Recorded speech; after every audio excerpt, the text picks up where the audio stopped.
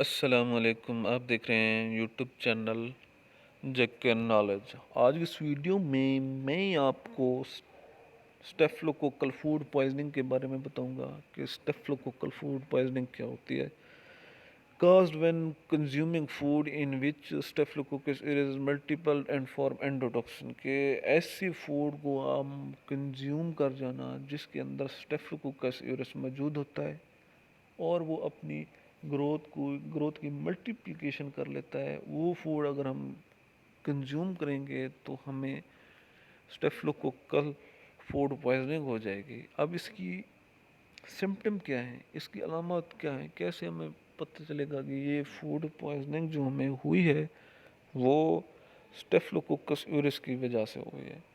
इसकी जो सिम्टम में से है वो नोनेजिया होगी, वोमिटिंग होगी, सर्व एब्डोमल क्रैम्प हो गए, डायरिया हो गया, स्वेटिंग हो गई, हेडेक वगैरह हो गया। ये सारा कुछ स्टेफलोकोकल फूड पॉइजनिंग के अंदर होता है कि अगर आपको स्टेफलोकोकल फूड पॉइजनिंग होगी तो इन ये सिम्टम आपको शो होंगी। इसके बाद है मोड ऑफ ट्रांसमिशन। ये ट्रांसमिट किस तरह से होता है कि पर्सन विद लेसन के जिस पर्सन पर लेसन बने होते हैं एयरबोर्न ड्रॉपलेट से भी ये ट्रांसफर होता है, फिर क्रॉस इन्फेक्शन से भी हो सकता है और एसिम्प्टोमेटिक कैरियर भी कोई हो सकता है इसकी ट्रांसमिशन के लिए। इसको हम प्रिवेंशन किस तरह से कर सकते हैं। अब प्रिवेंशन तो लाजमी होती है। प्रिवेंशन जो हमें लाजमी अप्लाई करना होती है वो है वॉश योर हैंड्स। अपने हाथों को अच्छी तरह से वॉश करें। फिर इसके बाद कीप वाउंड्स कवर। जिसको अगर ज़ख़म वगैरह हों तो उनको आप ढाँप कर रखें। उनको ढाँप कर रखने से ये एक तो आपको कोई डिज़ीज़ नहीं होगी, आपका वाउंड जो होना जल्दी से हीलिंग होगी उसकी, और ये दूसरों को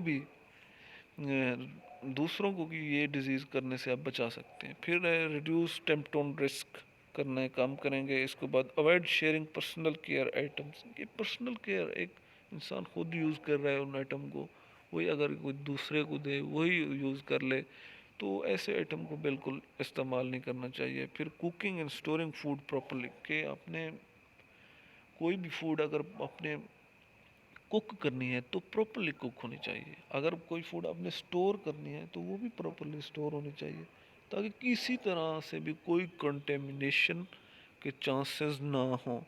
इसके बाद ट्रीटमेंट और ड्रग, कि इसकी ट्रीटमेंट और ड्रग कौन से हम इस्तेमाल कर सकते हैं।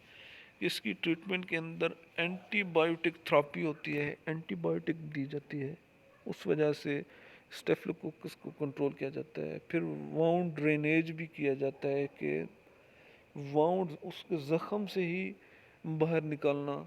फिर इसके डिवाइस की रिमूवल से भी इसको रिमूव करते हैं। फिर रिमूवल ऑफ डेड टिश्यू जो आपके होते हैं उनको निकालने से वो बैक्टीरिया भी ऑटोमेटिक वहाँ से निकल जाता है। फिर इसकी लिबर्टी डायग्नोसिस, किस तरह से हम लिबर्टी के अंदर डायग्नोस करते हैं। तो लिबर्टी डायग्नोसिस है हिमोलॉजिकल इन्वेस्टिगेशन के TLC, total leucocyte count normal जो होता है ना इन केस इन्फेक्शन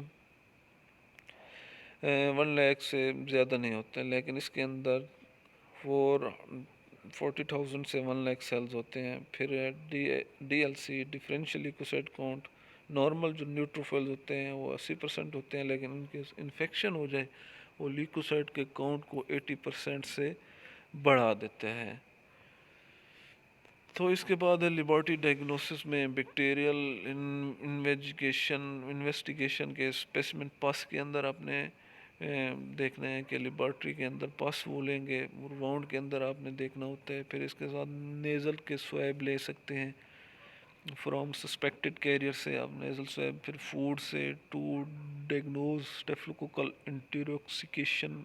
फिर ब्लड से to diagnose endocarditis and bacteria. फिर स्पूटम से to diagnose lower respiratory tract infection से। इन वजह से हम ये स्टेफिलोकोकस को हम आइडेंटिफाई कर सकते हैं लेबोरेटरी डायग मेथड से।